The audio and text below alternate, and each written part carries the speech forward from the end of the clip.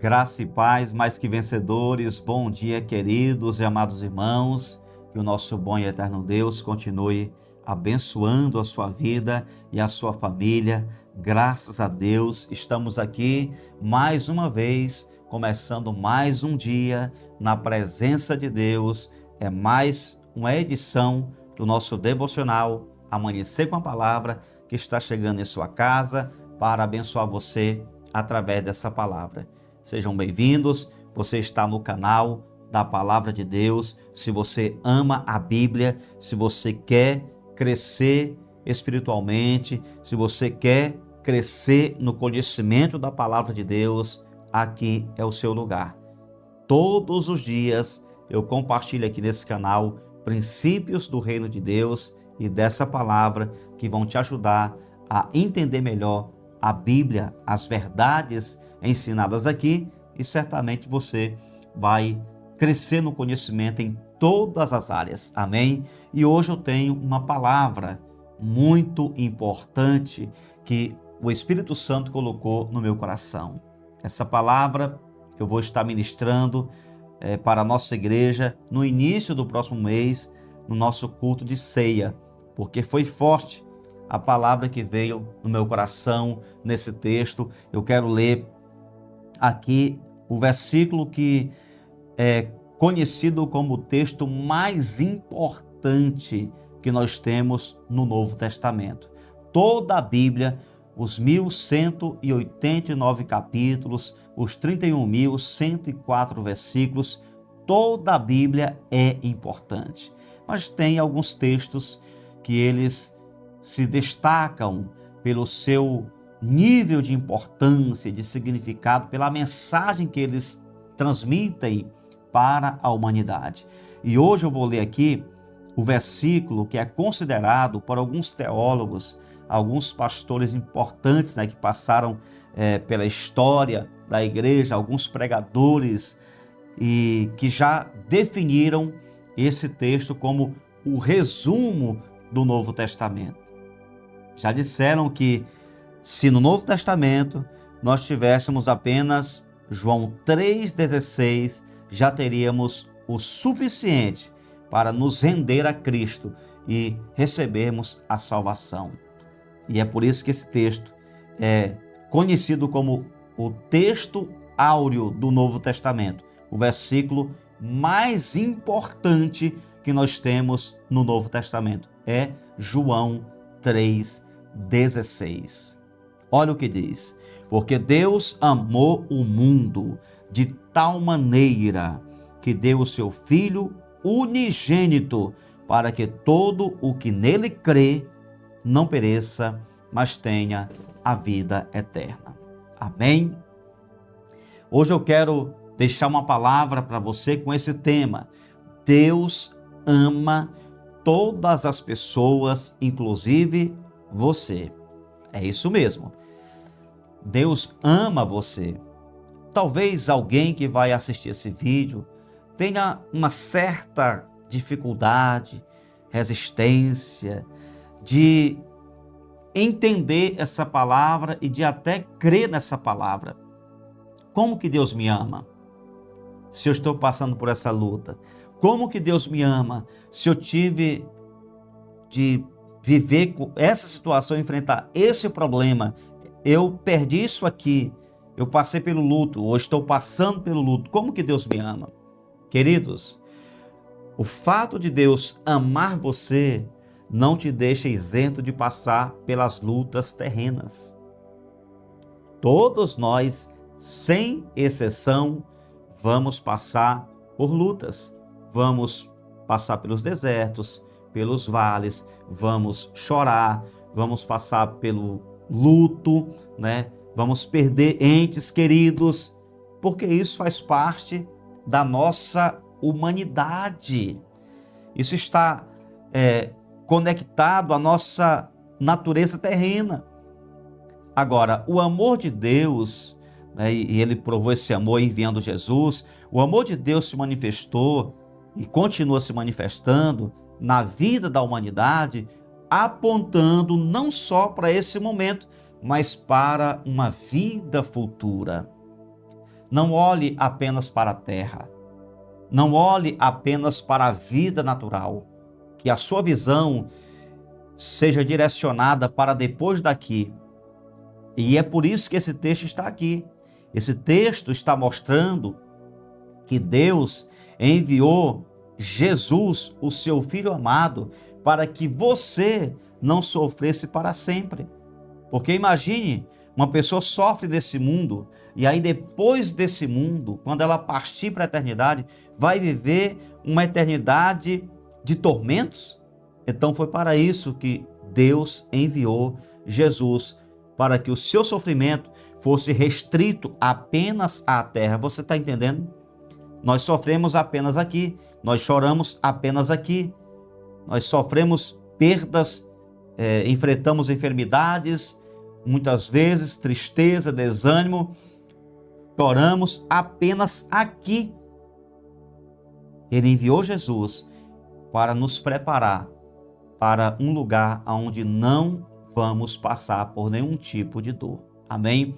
Então esse texto aqui, ele é muito importante para todos nós. O amor de Deus ultrapassa o nosso entendimento, não pode ser medido, não é explicável. É o amor que nos alcança na nossa fraqueza, é o amor que nos acolhe nas aflições, cura nossas dores, nos levanta e nos dá forças para continuarmos, mesmo diante de grandes desafios. Muitas pessoas que reclamam porque passaram por lutas e adversidades se esquecem de olhar para o momento das suas dores e de entender que elas só venceram porque o amor de Deus estava ali, lhe abraçando, lhe fortalecendo, lhe dando forças para que elas pudessem vencer aquela situação tão ruim. Esse amor nunca acaba, não falha, esse amor é incondicional. Como Deus, um ser que está acima de tudo e de todos, Criador de todas as coisas, dono de tudo, como Ele pode se importar tanto conosco, a ponto de ter enviado o seu Filho unigênito, ou seja, o único do gênero, só tinha Jesus, Ele enviou para morrer por nós. Como que Deus fez isso? Por causa do seu amor. Em um mundo desumano, egoísta, individualista, interesseiro, muitas pessoas se aproximam das outras para sugar, para tirar proveito, para lucrar alguma coisa e não porque ama a pessoa. Muitas pessoas só estão com outra enquanto tem algo que elas podem aproveitar. Se a fonte secar, elas abandonam essa pessoa. Por quê? Porque muitas vezes é uma amizade, é um amor interesseiro, egoísta, que quer tirar o que a pessoa tem. Ela não está ali com aquela pessoa porque ela ama, mas porque quer aproveitar aquele relacionamento para sugar alguma coisa. Deus não é assim. Deus ama a todos, inclusive você. Não importa se você tem alguma coisa para dar para Ele, até mesmo porque tudo que tem no mundo é de Deus. Então, Deus ama a todos. E eu quero aqui dividir esse verso em 4 partes, rapidamente. Primeiro, o texto começa dizendo, porque Deus amou o mundo de tal maneira. Olha essa expressão, tal maneira.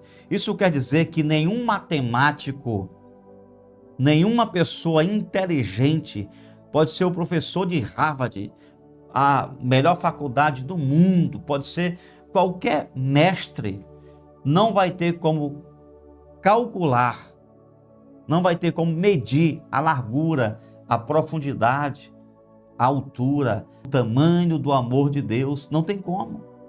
Não existem palavras que possam definir o nível desse amor. E por causa desse amor, Deus abriu uma porta para que as pessoas pudessem sair desse lugar de sofrimento e viverem uma eternidade no lugar de alegria, nas bem-aventuranças eternas. A porta, meu irmão, se abriu para todos, independentemente do seu dinheiro, de quanto você tenha, do seu grau de escolaridade, dos seus diplomas, da cor da sua pele.